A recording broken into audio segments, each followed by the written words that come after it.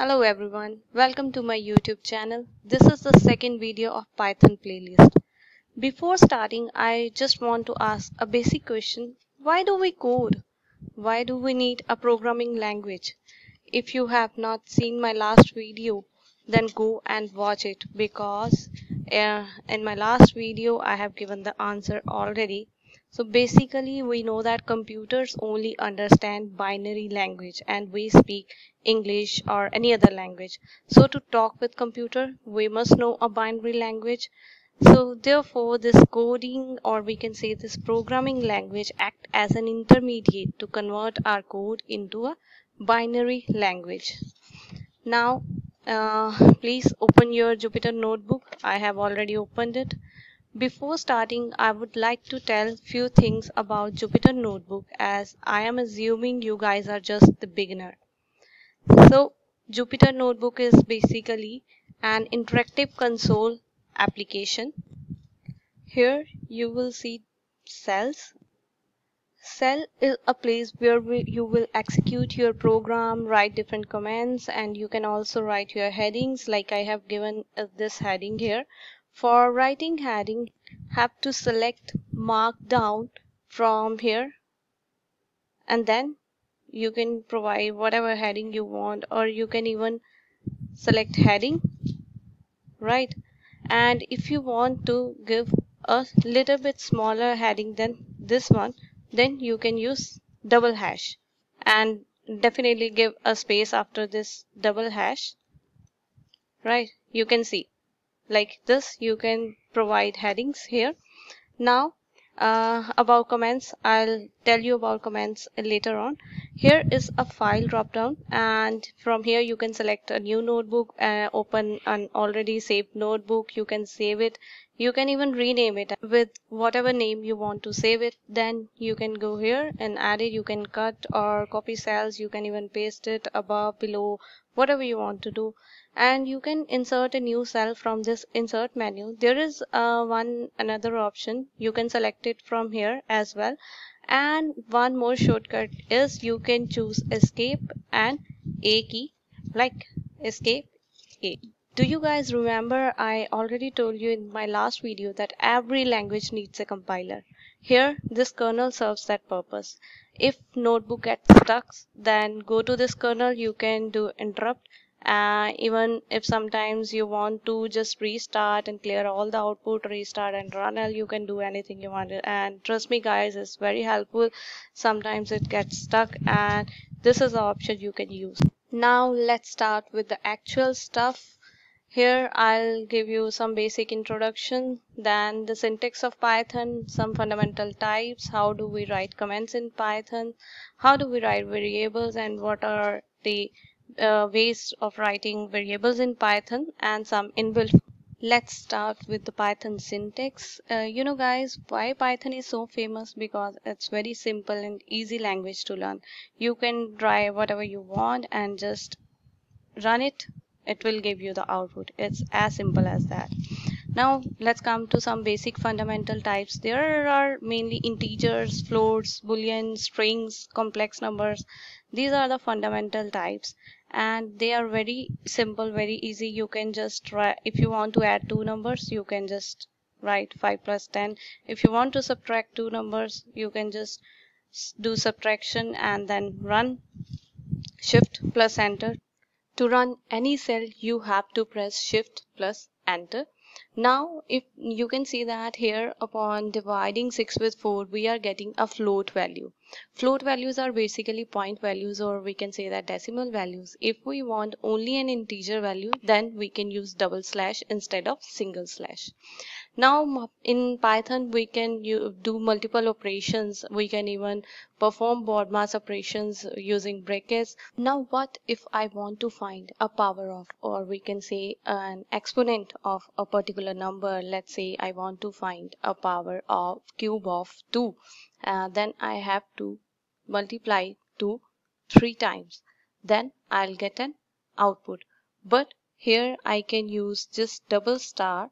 Instead of multiplying it 3 times, I can use 2 double star and 3. It will give me the same result. Fine. Fine. Till now we have talked about integers, float numbers, float values, and multiplication, addition, subtraction, BODMAS rule, and even power of numbers.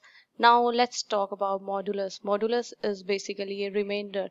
Now when we divide some number, let's say 11, and divided by 4, it will give you 2.75. And if I want an integer value, then you can use double slash. But what if I want to know about the remainder? Then you can use this modulus symbol. Now can we take strings in this Python? Yes, definitely we can, by using double quotes or single quotes or even triple quotes. Here I have just used single quotes and it will give me the result. But a better way of writing a string is using print command. You can see the difference here. Without print, it will give you quotes as well, but when you use it with print command, it will give you the result only. What if I want to print quotes within a string? Let's suppose I want to print this Python's love. So let's run this command. Oh, I'm getting an error because it's considering string up to this n Python. So to solve this problem, what we can do, we can just use a backslash here. Now this backslash, with using this backslash, it will consider this code as an alphabet or as it is. So even if you want to print a double quote or a single quote, you can use a backslash here. There are certain more cases where you can use a backslash, or we can say escape character, to print a new line. Want to print a new line, you can use backslash and look, you'll get a love in a new line. Similarly, you can use backslash if you want to print backslash as a backslash for tab, for carriage return. For tab means space. If you want a space, you can use tab, and you can use as many tabs, means how much space do you want, you can use it as it is. Fine. Now let's go with string multiplication. We can even multiply a string as many times we want. If I want to print Python 10 times, I can write it as. If I want a space, then you can add a space like this. It will print Python, Python, Python. Then there comes a complex number can also be used in Python. Okay, for writing commands in Python, I have already write commands here using slash. You can write commands using slash, but if you want to write a multi-line commands like this, then you have to use triple quotes, and here you go.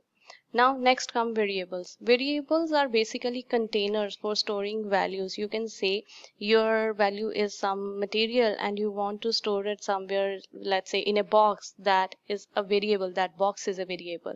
There are certain standards for naming variable.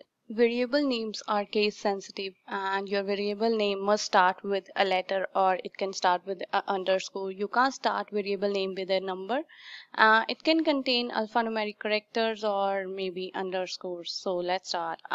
Let's suppose I'm giving a variable name x and assigning it a value 2. It's an assignment operator, and if I want to print x, you can give this value.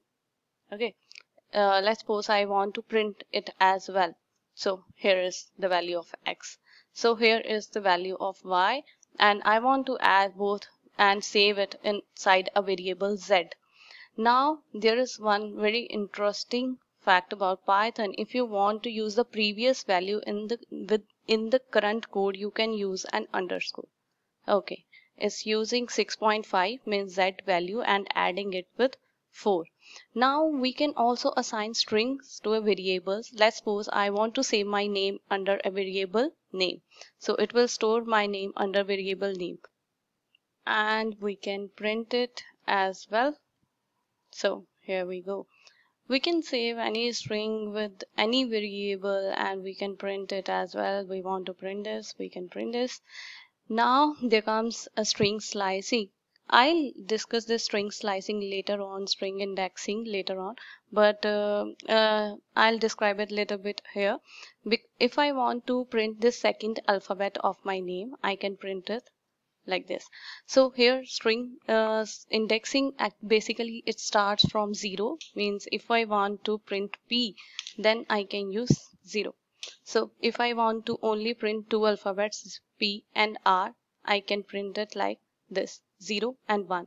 It will not consider this 2, means this one is the starting index and this one is the starting and this one is the last, not actually the last, even one less than the last. So next, don't worry, we will discuss it later.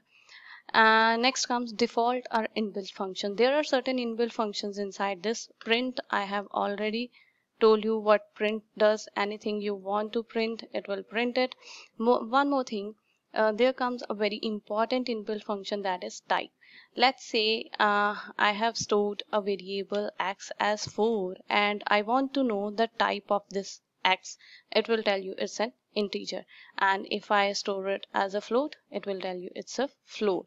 And if I save it as hello and it's a string, you can means you can know about the type of a variable using a type inbuilt function.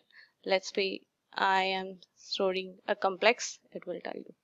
Next come input.